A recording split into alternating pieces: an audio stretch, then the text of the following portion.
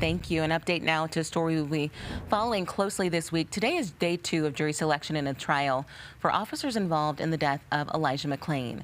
Former officer Jason Rosenblatt and suspended officer Randy Radema will face trial this week. They're charged with manslaughter, criminally negligent homicide, assault, and a crime of violence. Now, McClain died 4 years ago after a violent encounter with Aurora Police, then being injected with a powerful sedative. A total of 5 people are charged in his death. We've just received word that jury selection will continue into tomorrow morning. And McClain's death has already sparked changes to Aurora Police and training policies, an independent monitor to keep track of efforts to improve. Rick Salinger checked in on that process.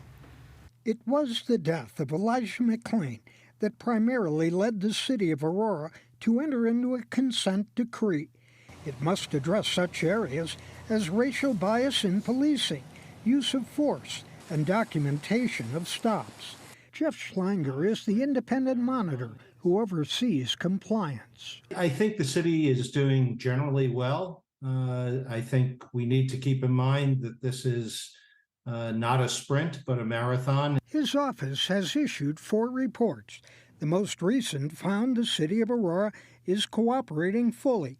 It is striding towards the implementation of reforms, updated bias-based policing policies, and is now meeting deadlines.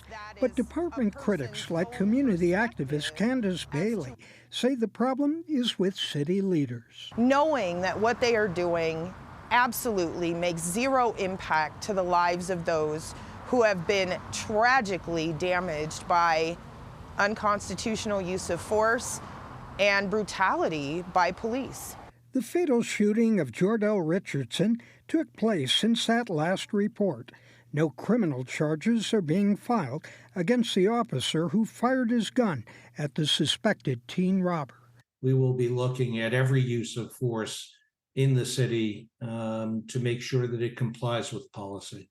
One stumbling block is conducting training against racial bias. The city had a presentation by one vendor and decided no.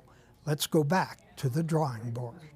Rick Salinger, covering Colorado First. All right, Rick, thank you. A bad crash is